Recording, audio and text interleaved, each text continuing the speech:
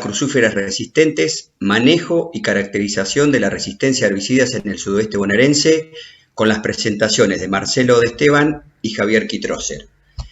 A lo largo de la presentación que estamos a punto de ver, ustedes podrán ir enviando preguntas en la sección que ven en la derecha de sus pantallas, y al finalizar la presentación les pasaré algunas de ellas a los oradores en base a la cantidad recibida y tiempo que dispongamos. Recomendamos hacerlas en el transcurso de la presentación. En el menú superior de la página principal hay una sección llamada Asistente, donde podrán buscar a los oradores que estén registrados en el Congreso y a través de esta poder chatear o incluso programar reuniones con ellos. No olviden pasar por el espacio de APRESID dentro del hall comercial, donde encontrarán entrevistas en vivo con especialistas, información de los programas de la institución y contenido exclusivo para los asistentes. Para seguir todo lo que sucede en redes pueden utilizar el hashtag Congreso APRESID y no perderse de nada. Bueno, a continuación presentaré brevemente a los oradores. Marcelo de Esteban, ingeniero agrónomo, graduado de la Universidad Nacional de Mar del Plata, especialista en manejo de suelos y cultivos en siembra directa. Investigador desarrollista con foco en generación de información sobre productos fitosanitarios y su posicionamiento específico. Actualmente encargado de desarrollo para Corteva de los programas de herbicidas para cereales de invierno y girasol en Cono Sur, Argentina, Uruguay, Chile y Bolivia. Responsable de coordinación y realización de ensayos de campo en zona sur de Buenos Aires. También tenemos con nosotros a Javier Kitrosser, ingeniero agrónomo, egresado de la Facultad de Agronomía de la Universidad de Buenos Aires, ATR de la Regional Tandilia de APRESID, trabaja de asesor en la zona sudeste de Buenos Aires, zona núcleo y en La Pampa. Administra siembras asociadas en campos alquilados.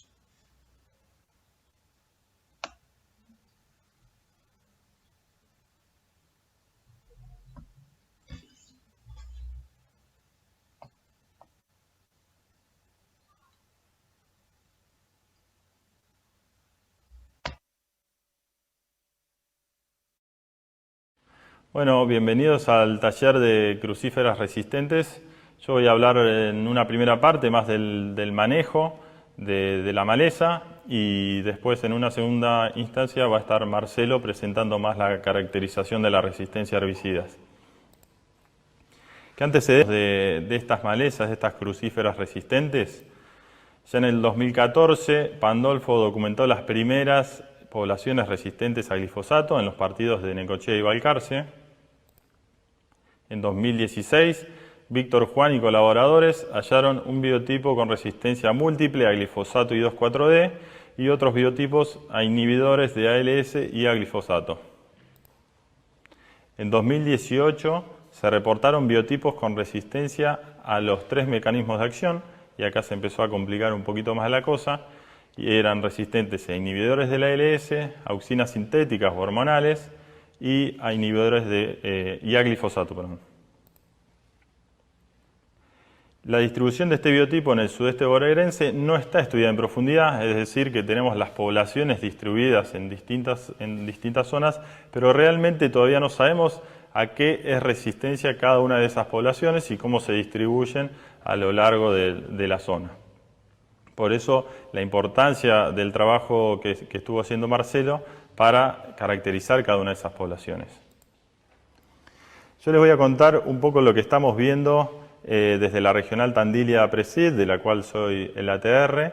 Les vamos a contar qué estamos viendo a nivel de lotes, que empezamos a ver ya hace 3, 4, 5 años, que se empezó a complicar la cosa, y cada año que fue pasando la cosa se fue empeorando y se fue complejizando un poquito más.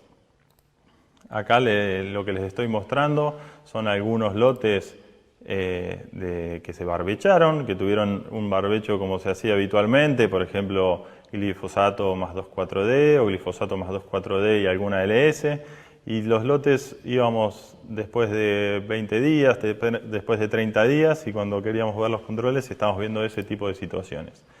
Realmente la cosa se empezó a complicar cada vez más. También en fina empezamos a tener problemas, hacíamos un barbecho en el cual controlamos bien la maleza, y de repente veíamos que adentro de los lotes empezaban los nacimientos, no teníamos buenos controles, aplicábamos los ALS y no lográbamos controlarlas. Bueno, teníamos situaciones muy complejas como las que ven en la foto. Ahí ese es un ejemplo de una aplicación de MCPA más HIT que tuvo el cultivo. Se aplicó la mitad del lote porque después se hizo de noche, no se pudo seguir, al otro día las condiciones no eran buenas. Y fíjense, recién a los 5 días se pudo volver a aplicar donde dice testigo. Ese mismo día se tomó la foto y pueden ver claramente el efecto que ya estaba haciendo después de 5 días, el MCPA más HIT. Si lo vemos más de cerca, la maleza empezaba a doblarse, típico efecto hormonal. Y les voy a mostrar cómo quedó el lote después de 15 días. El tratamiento este fue muy efectivo. Fíjense cómo termina quedando esa maleza. Ese es el aporte que le da el PPO al hormonal. Creemos que es importante acompañar al hormonal, no lo podemos dejar solo, porque si no muchas veces podemos llegar a tener un rebrote. También este tipo de tratamientos, ya sea con HIT o con carfentrazone, que por ahí son los tratamientos habituales que hacemos en los cultivos de fina, en posemergencia le genera una fitotoxicidad, que es lo que están viendo ahí en la foto, ese manchoneo. Cuando ven el lote de lejos se ve como un lote más de color cobrizo. Así que tenemos que saber que son tratamientos que van a generar una fitotoxicidad dentro del cultivo. Ya cambiando de cultivo, porque los nabos sí tienen una característica, es que nacen todo el año, por eso su complejidad en el control, a diferencia de otras malezas que por ahí las podemos controlar bien en otoño y después no nacen más, o que por ahí nacen en primavera, la controlamos bien y luego no tenemos problemas. La característica de los nabos es que las tenemos todo el año, entonces tenemos problemas en fina, tenemos problemas en gruesa, también tenemos problemas en maíz, si bien tenemos más herramientas para manejarla. También tenemos problemas en girasol, es decir, es una maleza que nos viene preocupando y que nos viene causando dolores de cabeza todo el año. Fíjense, este es un lote de una soja que estaba recientemente implantada, por supuesto que el barbecho ese no fue efectivo. El productor en ese caso no quiso aplicar nada porque creía que la maleza ya iba a terminar el ciclo, entonces prefirió no aplicar nada. Fíjense cómo va evolucionando esa maleza adentro del cultivo, compitiendo cada vez más. Y ese lote terminó de esta manera, por supuesto rindiendo alrededor de 1.500 kilos menos que los lotes contiguos que no tenían la maleza. Además estamos dejando un banco de semillas para el cultivo siguiente, por supuesto. Fíjense que tenemos algunas herramientas, en este caso en soja, esta es una soja tratada con 1 litro de fomesafen, con glifosato, y los controles, si bien la presión es menor que las que les mostraba en la foto anterior, los controles son bastante buenos, y de vuelta la fitotoxicidad en las hojas. Por supuesto que no tenemos productos que no generen ningún tipo de fito sobre el cultivo. Yendo a otro cultivo, como es el maíz, pueden ver en este caso que este maíz se sembró sobre un lote limpio, es decir, se hizo un buen barbecho, el lote arrancó limpio y ya dentro del cultivo se veía un avance del nabo muy importante, sobre todo en la línea de donde cortaba la sembradora. Esto quiere decir que es importante, tanto en maíz como también lo hemos visto en girasol, hacer la siembra y luego aplicar el preemergente, porque si no, en la línea de siembra tenemos una gran cantidad de nacimientos.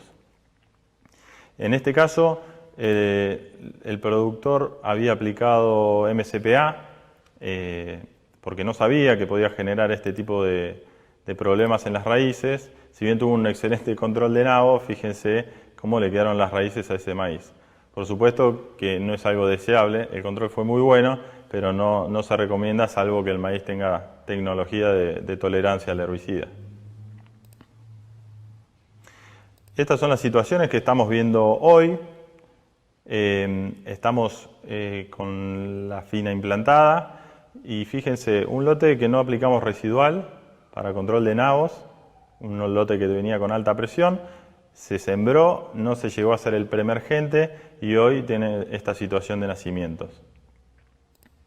En cambio, si nosotros hacemos un buen barbecho, podemos sembrar el cultivo y después aplicar un residual, y cuando digo residual me refiero a productos como fluorocloridona o diflufenican, son dos de los que nos están andando bien para fina. Tenemos una situación como la que están viendo en esta placa. Y dado todos estos problemas que veníamos viendo a nivel de lote, empezamos a trabajar fuertemente desde la Regional Tandilia. Ahí estamos en una foto con Facundo Telechea, quien nos hace los ensayos con mochila. Empezamos a hacer este tipo de ensayos en microparcelas, repeticiones, y buscando lotes de alta presión y alta infestación de la maleza.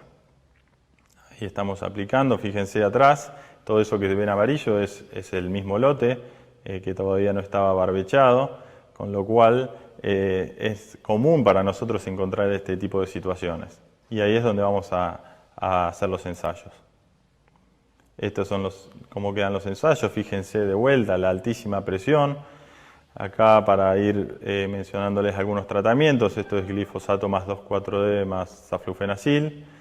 Este es glifosato más 2,4-D más fluorocloridona. Si bien el control parece más parcial o menor porcentaje de control, cuando pasaron los días estos tratamientos se fueron emparejando, terminaron muy bien los dos.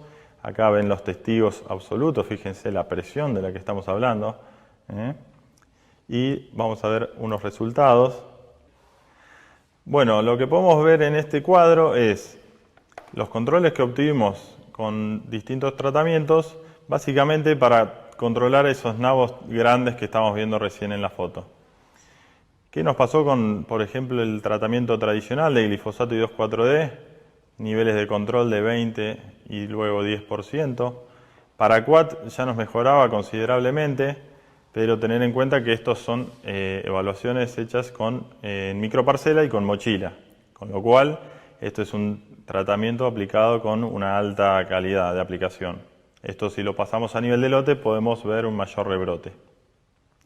Ya cuando al glifosato y el 2,4-D le agregábamos un affinity o un HIT, fíjense que los niveles de control aumentaban considerablemente a los 14 días en azul, a los 42 días en barras naranjas y a los 56 días en gris ya empezamos a ver que decaían esos controles por nuevos nacimientos.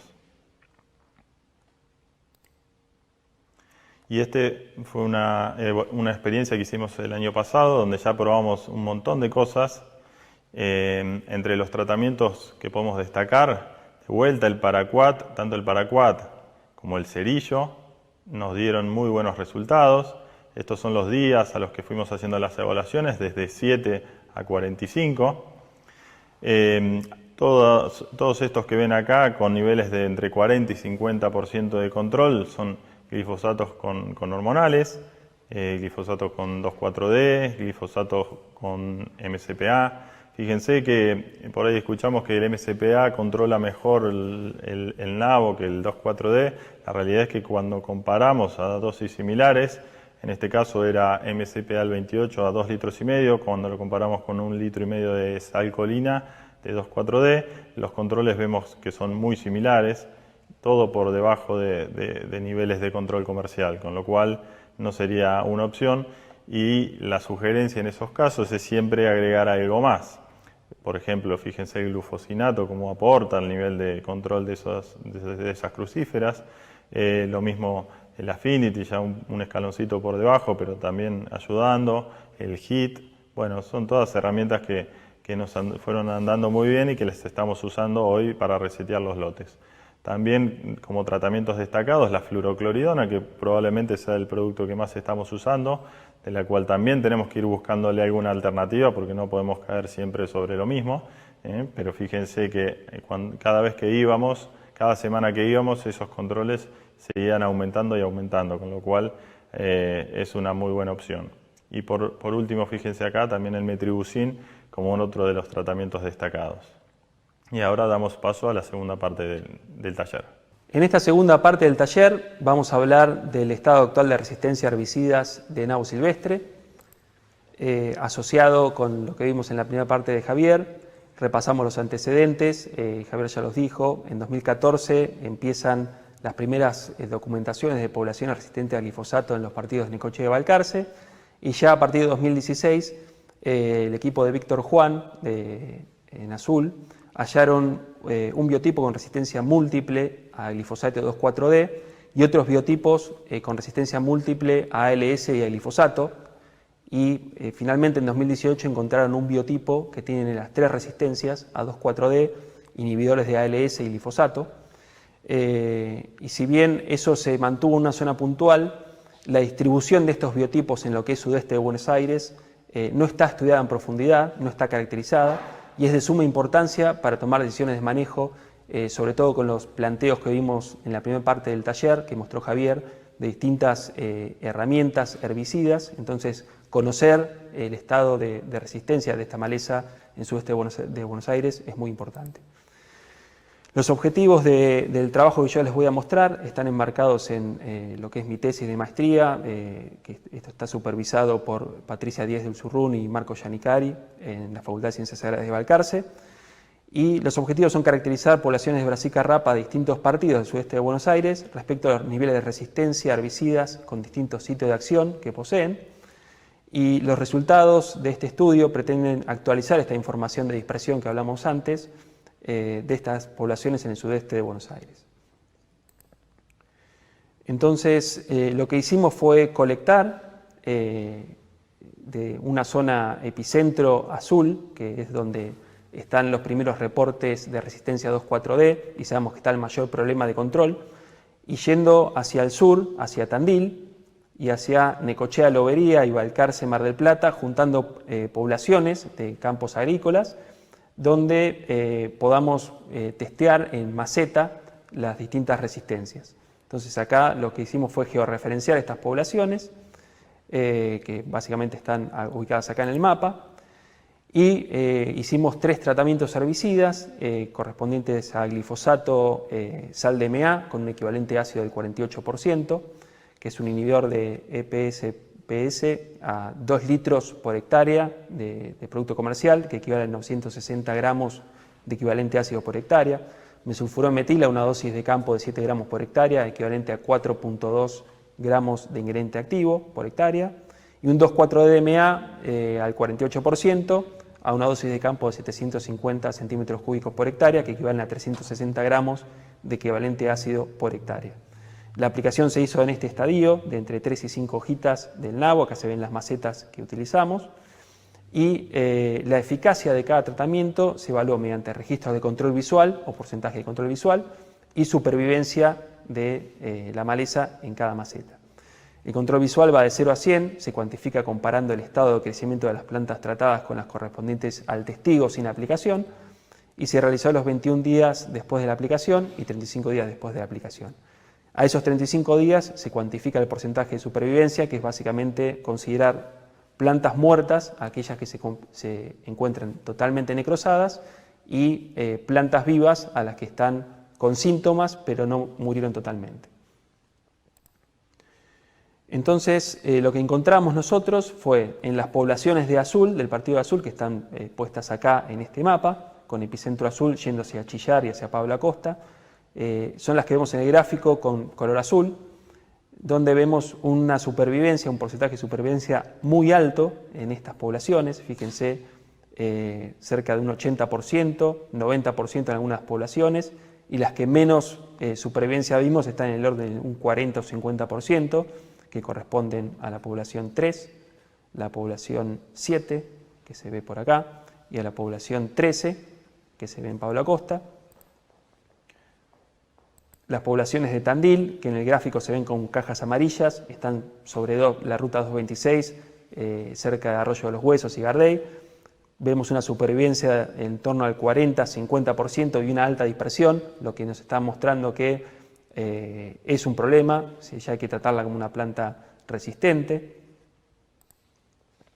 Partido de Balcarce, población 8 y 1,17, la 1 la vemos acá, con una supervivencia de alrededor del 30%, que es baja, pero tiene supervivencia. La población 8, con una supervivencia bastante alta, del entorno del 60%, y la población 17, que es nuestra población de referencia para este estudio, que es del Banco de Semillas de la Facultad de Ciencias Agrarias, con una supervivencia baja en torno al 20%.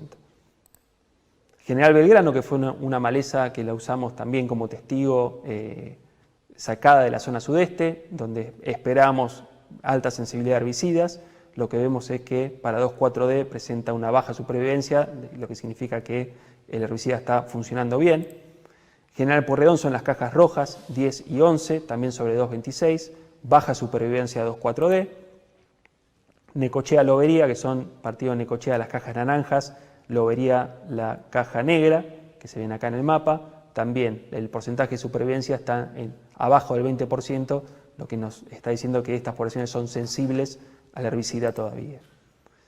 Y lo que es eficacia, que es porcentaje de control visual, fíjense que tenemos la población 1 de Balcarce con alta sensibilidad, perdón, acá tengo el mapita de azul, todas las que vienen de azul, las cajas azules también, tienen bajo porcentaje de control, o sea que son muy tolerantes al herbicida, controles máximos de un 40%.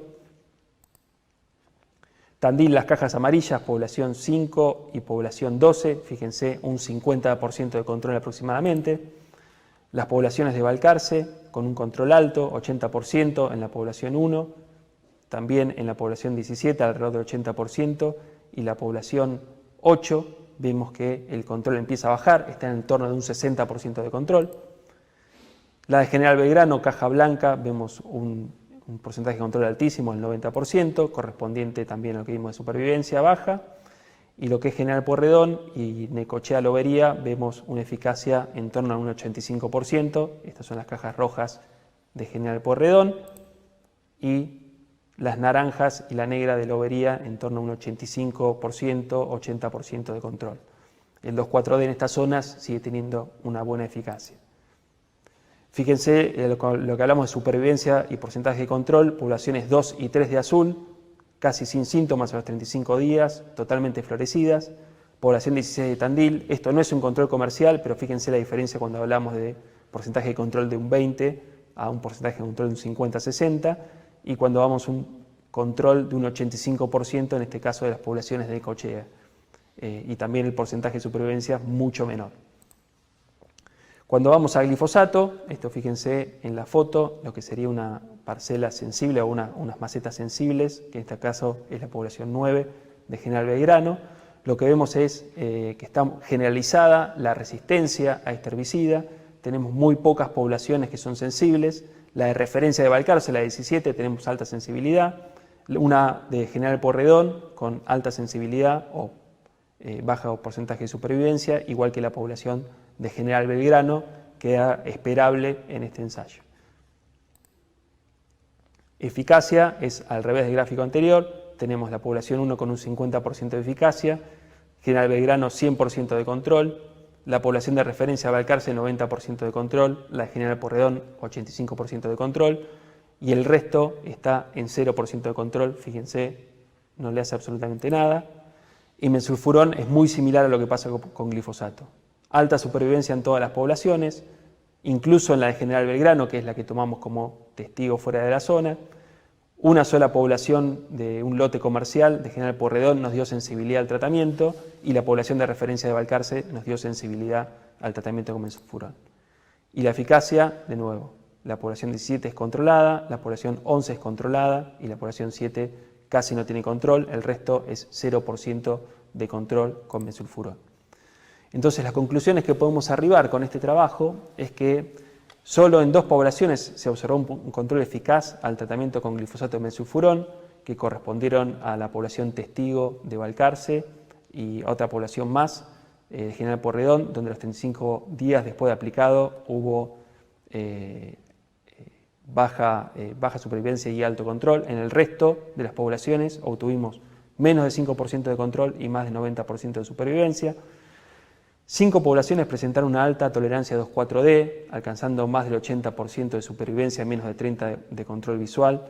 Estas poblaciones son todas del partido de Azul y Tandil, coincidiendo con los hallazgos del grupo de Víctor Juan y lo que vimos del grupo de Apreci Tandilia. Eso va acorde a lo que ellos ven a campo.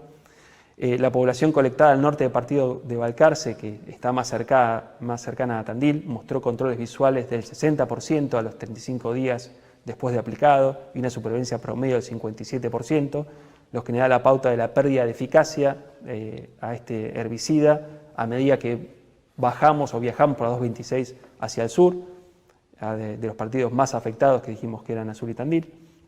Y el resto de los partidos evaluados, el porcentaje de supervivencia 2,4-D fue más bajo y los controles visuales más altos, lo que nos da la pauta que como herramienta el 2,4-D sigue siendo valioso en casi todos estos partidos, y yendo hacia el sudeste de la provincia de Buenos Aires vemos que es igual, que sigue siendo una herramienta válida. Entonces, lo que este estudio suma datos o evidencia es que la resistencia al glifosato y mesulfurón estaría extendida en todo el sudeste de Buenos Aires y no son herramientas ya adecuadas para un manejo, mientras que el 2,4-D muestra controles erráticos en varias poblaciones asociadas a una zona puntual, que es Azul Tandil, pero vemos que podría estar expandiéndose este problema hacia el sur, hacia Balcarce, y en el resto de los partidos evaluados, como Necochea, Lobería y Tandil, sigue siendo una herramienta eficaz para el control. Así que muchas gracias por la atención y pasamos al bloque de preguntas.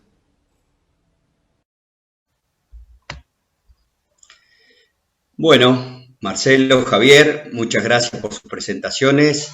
Y bueno, voy a empezar a pasarle algunas preguntitas que fuimos recibiendo de la audiencia. Así que, ¿qué están recomendando cuando hay nabo y regras junto en un lote en barbecho y dentro de la fina? No sé quién quiere empezar. Contesto yo. Dale, yo contesto. Dale. Y de última después.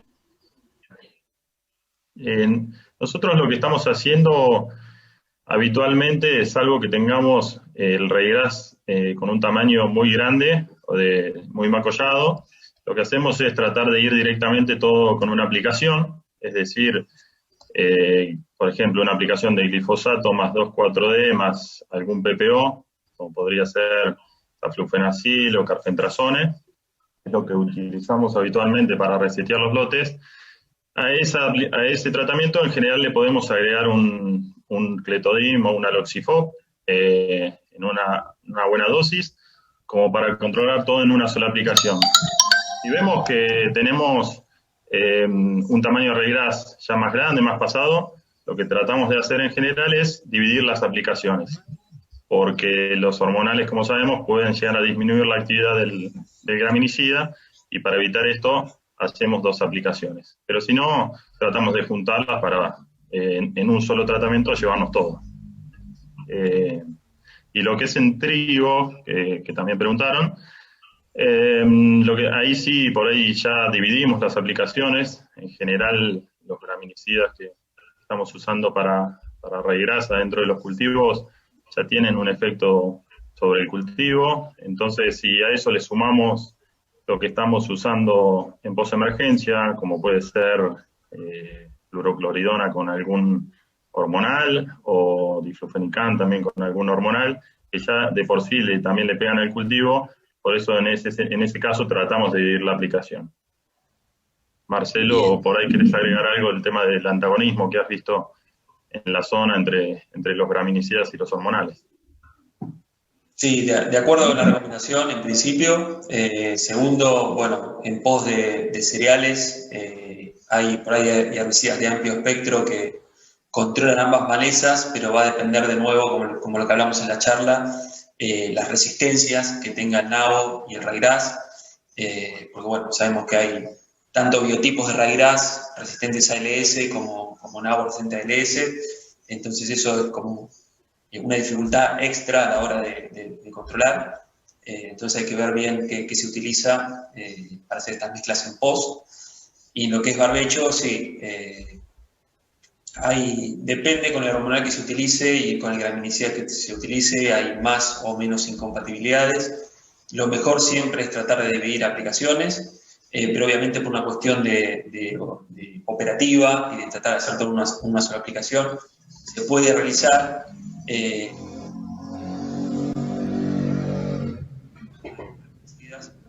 Siendo que el 2,4-D hoy es, como lo mostró Javier en los ensayos, es uno de los hormonales más activos para el control de lo que es nabo, así que hay que prestar atención ahí a esas mezclas, a elegir bien el gramicida y ver el tema de compatibilidad antes. Está bien, también algo importante me parece, no hay que olvidarse de las condiciones ambientales, ¿no? Cómo afecta, sobre todo, bueno, acá viene una pregunta que dice qué combinación están utilizando en posemergencia de cereales que presente la mayor eficacia, algo contestaron recién, pero también, no sé, me parece a mí, creo que es importante y fundamental el tema de las mezclas químicas, que prueben siempre antes, ¿no es cierto?, antes de mezclar dentro del tanque. Y segundo también, que me parece no menor, el tema de tener en consideración cuando vienen esas semanas de mucho frío, de heladas, ¿no?, de cómo lo afecta al cultivo, ¿no? Tanto trigo como cebada, si estamos hablando de eso, ¿no? Sí, Gaby, está perfecta la aclaración que haces. Y respondiendo a la pregunta de cuáles son las mezclas por ahí que estamos utilizando en posemergencia, como dije antes, estamos usando 2,4-D o MCPA, son los hormonales que nos están funcionando para nabo. Si bien ya tenemos algunos problemas de resistencia, siguen siendo los únicos hormonales que tienen actividad en crucíferas, y tratamos de siempre acompañarlos, como decía, o con medio litro de fluorocloridona, 400 centímetros cúbicos, o con 150, 200 centímetros cúbicos de diflufenicán. También podemos ir con bromoxinil, como otra de las opciones en mezcla con hormonal. Y también, por otro lado, a los hormonales también los acompañamos con PPO, como decía antes, puede ser saflufenacil, puede ser carfentrazone, siempre en dosis más bajas, por supuesto, de lo que usamos en barbechos químicos. Para lo que es saflufenacil usamos entre 20 y 25 gramos, y lo que sería carfentrazone estamos alrededor de los 35 centímetros cúbicos. Bien, perfecto. Acá vamos con otra preguntita. En pos de cebada, ¿qué es más sensible? ¿Qué están recomendando? Sabiendo que la cebada es tan sensible a la utilización de productos, cuando, sobre todo con lo que te decía hoy, ¿no?, con el tema del frío, ¿qué es recomendable? Si hacer aplicaciones tempranas o esperar que venga un poquito más la temperatura y, bueno, ir jugando con eso, ¿no? Sí, contestando un poco lo que venía diciendo recién, no cambiamos las mezclas, lo que sí tratamos de hacer es un poco más conservadores con las dosis que estamos utilizando. Entonces, siempre que vamos a un cultivo de cebada, que como bien decís es más sensible a los herbicidas que podamos aplicar, tratamos de siempre ir hacia dosis un poco menores. Como les decía, fluorocloridona, vamos de 500 para abajo y no para arriba. Con diflufenicán también, alrededor de 150. Los PPO lo mismo. Siempre tratamos de bajar un poquito porque sabemos que el palo que se va a comer la cebada puede ser más fuerte. Y por supuesto que siempre estamos mirando qué está pasando con el clima, ¿no? Qué está pasando con las heladas. Estas semanas estuvimos teniendo unas temperaturas muy bajas. En nuestra zona, por suerte, la condición hídrica todavía es bastante buena, aceptable. En otras zonas ya vienen sufriendo mucho más la seca y la helada sobre esos cultivos ya sufridos ha generado unos palos muy importantes, con lo cual, bueno, tratamos de siempre estar mirando el pronóstico y salirnos de las épocas o pronósticos de heladas para hacer este tipo de aplicaciones que sabemos que le van a generar ya de por sí una fitotoxicidad al cultivo. Bien, correcto. Y bueno, acá tengo otras preguntitas, pero mientras ibas hablando se me ocurría preguntarte, ¿es bueno sabiendo cuando lo tenés que hacer porque ya tenés la maleza en el lote y no te queda otra que hacerla por más que venga el frío, aplicar ciertos coadyuvantes o adherentes que ayudan, ¿no es cierto?, a detoxificar más rápido los productos, ¿no? ¿Cómo lo ven eso? Sí, depende mucho del tipo de coadyuvante también, porque todo lo que facilite por ahí la penetración a la maleza puede ser en detrimento del cultivo, o sea, que también penetre más rápido en el cultivo y necesites mejores condiciones, sobre todo en cebada, ¿no? Hablando que es la más sensible, que va a verse un poquito más elevado el daño. Y bueno, después tenemos otra paleta de fitosanitarios que son para evitar ese problema, que creo que apuntabas ahí a esa pregunta, que ayuda así al cultivo a detoxificar mucho más rápido el efecto de los herbicidas y, bueno, mejora la condición de manera más rápida. Pero siempre también creo que, ya lo dijo Javier, las condiciones climáticas son muy importantes a la hora de hacer las aplicaciones herbicidas. Si bien a veces la maleza no te da tiempo, tratar de presupuestar también las condiciones para evitar mayores daños y, bueno, que pase lo más rápido posible el síntoma del fito en el cultivo. Perfecto. Y nunca olvidarse de la calidad de aplicación, ¿no? Eso es fundamental en todos estos tipos de productos que estamos utilizando ahora. Acá había una preguntita muy puntual, si han probado HIT en postemergencia de trigo y si se puede hacer en cebada. Bueno, sí, como decía recién, lo visto muy bien. Yo lo mostré en la presentación, me parece. El hormonal solo, y sobre todo cuando tenemos una maleza grande, no nos alcanza. En general tenemos problemas de rebrotes, sobre todo porque son, en muchos casos, nabos resistentes a hormonales, a 2,4-D.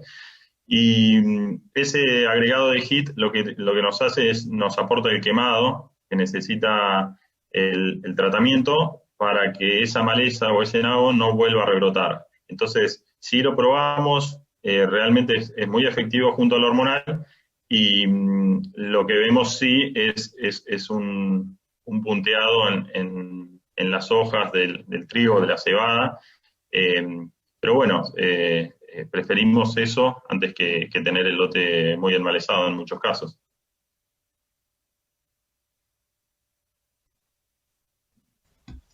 Bien, metiéndonos un poquito en lo que sería la gruesa, acá una de las preguntas es ¿qué manejo preemergente usan en maíz? ¿Ven útil la tecnología Enlist para esta maleza? Dale, arranco yo y después te paso, Chelo, si querés. Nosotros lo que hacemos en general es tratar de primero resetear los lotes, dejarlos a cero, porque una característica que no sé si mencioné es que los nabos tienen sucesivas camadas de nacimientos durante todo el año, con lo cual es una maleza que como decía antes, nos está complicando en general en todos los cultivos, tanto de invierno como de verano.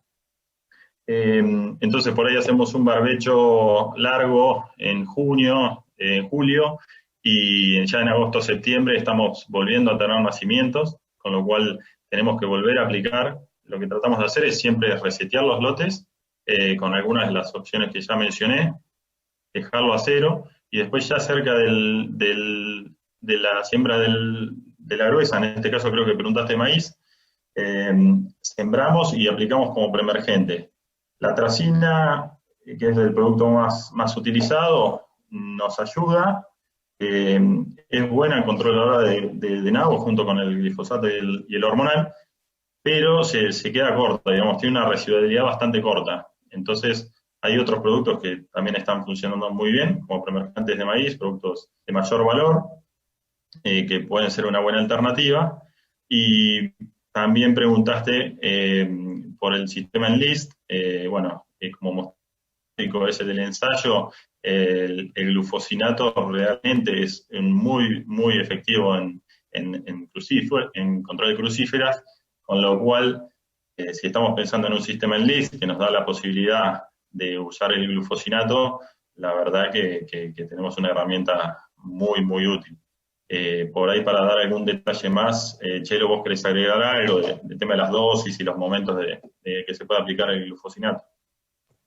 Sí, bueno, es interesante la tecnología porque, bueno, para esta maleza en nuestra zona viene como anillo al dedo, pues realmente el maíz nos permite entrar tanto con con 2,4-D como con glufosinato, nos permite utilizar las dosis que vos mostraste, Javi, en los ensayos, que por ahí de otra manera en un maíz convencional habría que bajarlas un poco. Y creo que también tiene muchísimo valor en soja, donde no tenemos herramientas en pos, salvo un fomesafen, un lactofen, que la eficacia depende mucho de la calidad de aplicación, mucho del tamaño de la maleza, y no es totalmente selectivo en el cultivo. Poder entrar también con 2,4-D y con glufosinato, hacer controles sobre crucíferas, la verdad que es una herramienta que viene muy bien, me parece que tiene un gran valor. En cuanto a las ventanas, bueno, hasta B6 se puede aplicar el maíz sin ningún problema. Se podría aplicar más tarde, pero por una cuestión de registros llega hasta ahí. Y en soja tiene una ventana altísima, hasta R1 uno puede entrar con cualquiera de los dos herbicidas, así que para la problemática de esta maleza que tiene pulsos de nacimiento hasta 11 nacimientos anuales, la verdad que tener esta herramienta me parece de muchísimo valor para el control de esta maleza, y bueno, y además teniendo en cuenta un espectro de maleza más grande, también ayuda bastante. Bien, perfecto. A ver, justo acá hay una pregunta que la voy a enganchar con otra más. Estamos en Siempre Vivo, Siempre Verde. ¿Han visto alguna gramínea, alguna leguminosa que disminuya la presión de las crucíferas? Y bueno, básicamente acá también estaban preguntando qué recomiendan para disminuir la presión de selección y retrasar la aparición de biotipos resistentes. Bueno, dale, yo contesto, Chelo, si querés agregar algo después. La realidad es que estamos probando varios cultivos de servicio, estamos pensando a ver de qué manera podemos disminuir esa cantidad de nacimientos y además los momentos en que nace, ¿no? Porque, como decíamos recién, no deja nunca de nacer en todo el año, es una maleza que nos complica en todo momento. Con lo cual, hemos probado con vicias, hemos probado con avena, acá sobre todo en esta zona como gramínea utilizamos la avena, en otras zonas se usa más centeno. La realidad es que si tengo que elegir, por supuesto iría con avena, por una cuestión de que también podemos hacer más adelante un repaso con algún producto que mate eventualmente los nacimientos de nabos. Entonces, la avena es muy buena competidora de malezas, nos está funcionando muy bien. Sin embargo, vemos que por ahí no es una solución total. Seguimos teniendo nacimientos adentro de estas coberturas. Y lo mismo nos pasa con la vicia. La vicia, sobre todo cuando nos retrasamos un poquito en la fecha de siembra, vemos que bueno, empieza a ser lenta para competir, es lenta para cubrir el suelo, y le da espacio sobre todo al nabo. Vemos muchos cultivos de vicia que después van tirando, van creciendo, y muchas veces nos aparecen las florcitas amarillas adentro de los lotes. Dicho esto, no digo que no sean buenos competidores, el banco de semillas, digamos, es muy grande, y los nacimientos seguramente son mucho menores de que si dejáramos un barbecho químico todo el año. Pero a diferencia de otras malezas, en algunos casos no termina siendo la solución total. Todavía tenemos que acompañar con algo más, con alguna aplicación o algo por el estilo. Porque si bien nos ayudan un montón, no nos dan una solución total. Y en vicia, el problema que tenemos, por supuesto, es que tampoco hay muchas herramientas herbicidas que podamos utilizar adentro del cultivo. Pero bueno, espero haber contestado la pregunta. No sé si había algo para agregar. La segunda parte creo que era cómo evitar la resistencia o retrasar un poco. Me parece que todo lo que complejice los sistemas ayuda a retrasar esta aparición de resistencias.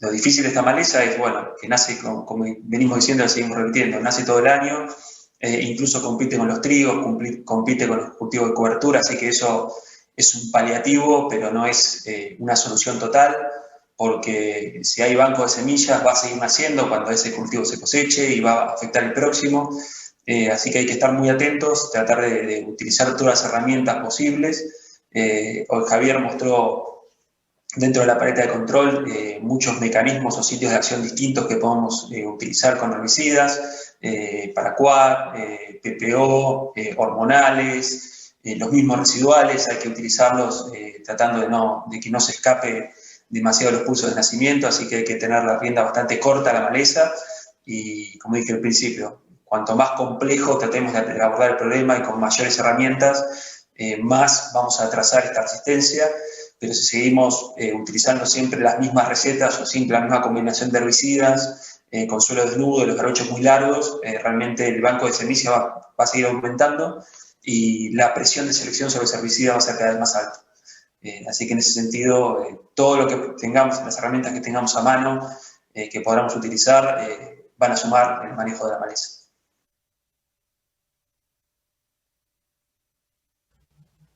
Perfecto, bueno, esto confirma un poco que, ¿no es cierto?, que mejora el rol del ingeniero agrónomo, de que no existen más recetas. Antiguamente veníamos de unos años de mucha receta y lamentablemente hemos terminado en esto.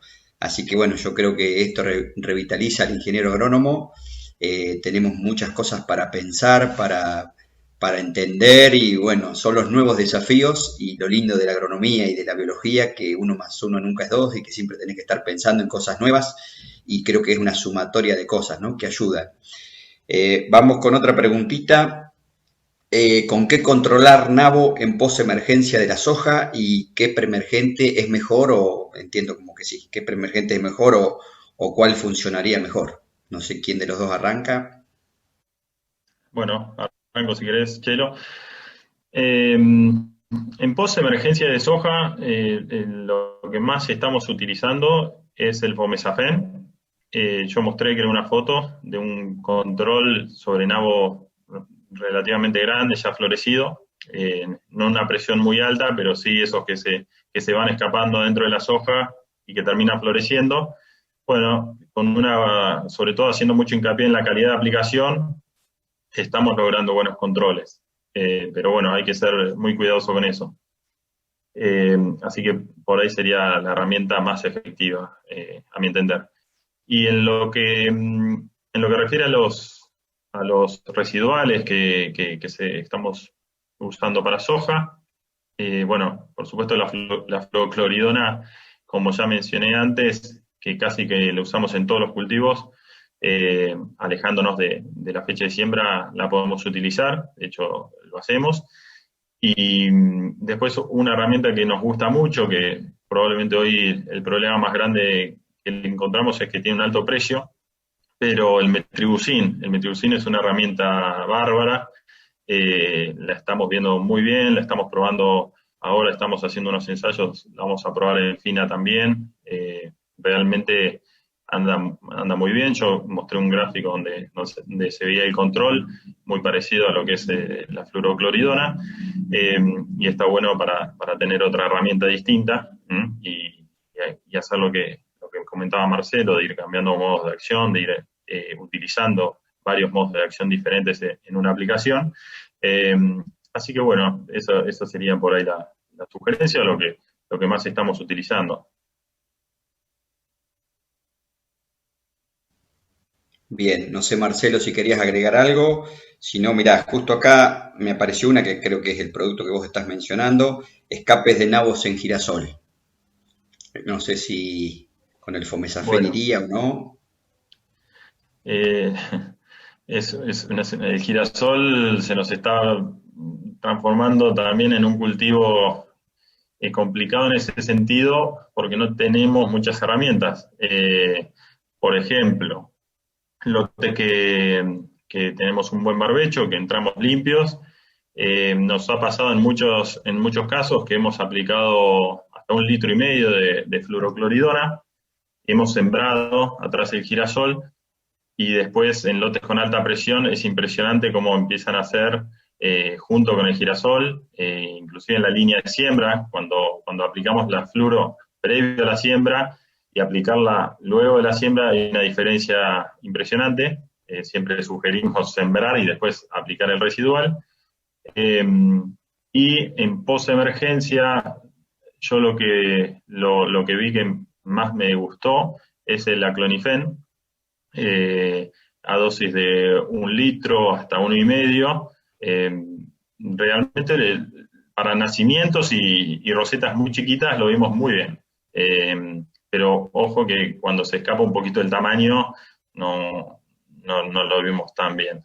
Pero sería una de las opciones, carísima también, como decíamos hoy, pero yo iría con esa opción.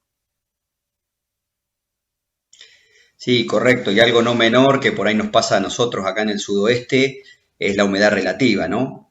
Son productos que hay que usarlo, digamos, tratar de usarlo a la mañana bien temprano, usarlos con condiciones ambientales excelentes porque muchas veces en el sudoeste fallábamos, pero por hacerlos en horarios raros, ¿no? Por ahí hacías una carga a la mañana y una a la tardecita, y la de la mañana funcionaba bien y la de la tardecita no, porque se había comido todo un día de sol, de calentamiento de suelo, etcétera, sobre todo en rastrojos de girasol que suele estar con bastante poca cobertura.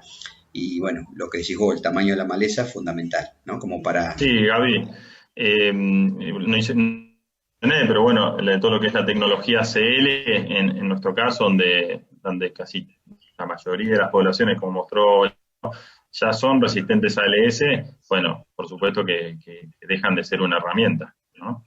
Y lo que vos decís, bueno, nosotros por ahí tenemos una mejor condición en general, de mayor humedad relativa y demás, con lo cual por ahí no dependemos tanto del clima, pero por supuesto que siempre hay que estar atentos, ¿no?, a la condición ambiental para las aplicaciones.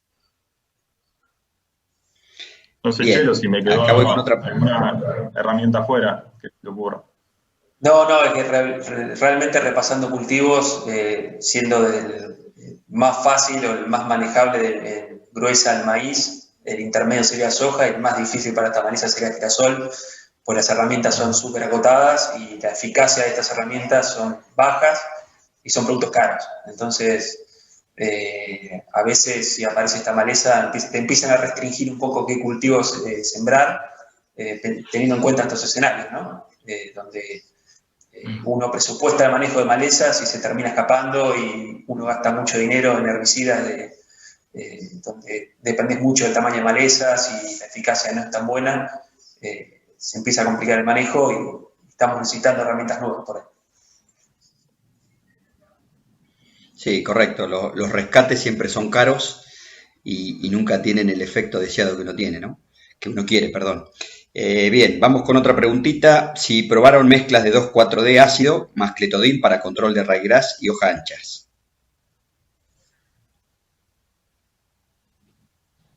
Entiendo que debe ser como como barbecho.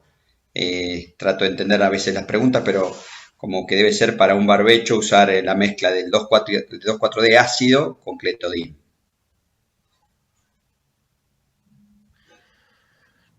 Bueno, sí, en tratamientos de barbecho lo hemos probado, como mencioné al principio, y en general no tenemos problemas, si bien sabemos que los hormonales disminuyen la actividad de graminicidas, cuando ese raigras no tiene un gran tamaño, en general logramos buenos tratamientos. Pero bueno, por supuesto que siempre lo más recomendable, como decía el Chelo, es separar las aplicaciones, ¿no? Pero si no tienen un tamaño de raigras pasado, yo me animaría a aplicarlo todo junto.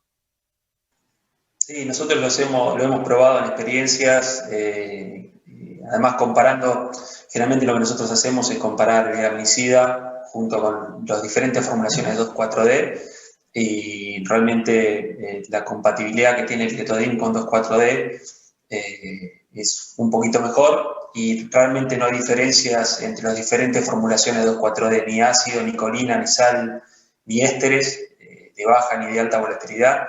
Depende de la dosis de activo de tanto del 2,4-D como del cletodin que uno utiliza, así que ahí realmente lo hemos probado, no vemos diferencia entre las distintas formulaciones, el resultado final en eficacia es el mismo. Bien, por ahí se decía que, viste, cuando se mezclaba con algún 2,4-D, tener en cuenta por ahí aumentar un poquito la dosis de cletodin, ¿no? Para no perder eficacia. Bueno, un poco lo que estás diciendo vos, si lo probaron con todos los 2,4-D, estaría muy bueno. Acá hay una preguntita que debe ser, sospechan, dice, que esas crucíferas que utilizaron en los ensayos tengan resistencia a otro modo de acción. Sí, esa, bueno, la contesto yo. De las poblaciones, realmente evaluamos esos tres y además utilizamos, que no está en la presentación ni va a estar en el trabajo final, utilizamos un PPO, en este caso carfentrazole, y realmente por la dificultad de tener un buen control con una herbicida de contacto solo, porque al elegir este modo de acción teníamos o uno muy efectivo como el sulfenacil, que en el momento de los ensayos no tenía el registro todavía, y otro como carfentrazone, por ejemplo, que en Barrabete las recomendaciones son en mezcla o con glifosato o con mesulfurón, por ejemplo, que es lo que te da el control comercial. Cuando uno lo deja solo, realmente los controles son un poco más bajos y realmente uno no puede afirmar que esa falta de control o ese control un poco más bajo se debe a una resistencia, sino que es realmente la eficacia que te da el producto por sí solo. Entonces, ese lo sacamos del análisis y el trabajo posterior que queda con esas poblaciones, que lo primero que se hizo, este trabajo se llama screening, que es, bueno, medir de la manera que dimos por supervivencia el tema de las resistencias a los herbicidas, es hacer las curvas de dosis-respuesta, que realmente ahí, una vez hechas estas dosis, con 3 dosis abajo de la dosis de Marbete y 3 dosis arriba, donde hacemos estas curvas con el programa, realmente podemos definir los índices de resistencia y ahí sí afirmar si realmente es resistente o no es resistente a cada herbicida. Entonces, esta es una primera parte del trabajo. Este año realmente por el tema de la pandemia no tuvimos acceso a INTA, no tuvimos acceso a la facultad para terminar de hacer los análisis de laboratorio, por eso quedaría pendiente como para terminar de cerrar esta caracterización de estas poblaciones analizadas. A nivel de campo o manera empírica, por lo que nosotros vemos en lote de productor, no vemos realmente resistencias a otros mecanismos de acción hoy. Realmente otros mecanismos de acción están funcionando y de hecho de los evaluados vimos que los 4D es muy puntual en un foco azul chillar bajando para Tandil, que tienen, se ve como una resistencia a 2,4-D, que también es difícil de caracterizar. Podríamos decir que es metabólica, pero no podemos afirmar por el tipo de resistencia que es y por el tipo de herbicida que es, pero como vimos en los datos de Javi, subiendo dosis eso sigue teniendo actividad, a diferencia, por ejemplo, de la resistencia de sitio como sulfurón y glifosato, donde uno puede subir 60 veces las dosis, igual va a seguir siendo resistente. Así que es una primera aproximación y realmente necesitamos hacer mucho más trabajo de laboratorio ahora para realmente definir las resistencias y dar un poquito más de información sobre estas poblaciones. Bien, perfecto. Ahí justo las preguntas que habían entrado eran básicamente preguntando eso. Y un poco acá pensando en las zonas que todavía tenemos la suerte de que no entró las crucíferas, por ahí se están viendo algunas, pero con no tanto. ¿Qué manejo sugieren para evitar que se presenten o qué es lo que ustedes recomendarían para evitar estar como estamos en el sudeste, ¿no? En la zona sudeste que es tan compleja con el tema crucífera resistente, pensando en la zona, por ejemplo, sudoeste que hay, pero no tanto, o no está tan expandida, ¿qué opinan ustedes o que cada uno que me dé por lo menos mandarle un mensaje a aquel productor técnico, agricultor que está escuchando esta charla, como para por lo menos ir evitando o tratar de ralentizar la entrada de esas malezas resistentes a los lotes propios, ¿no?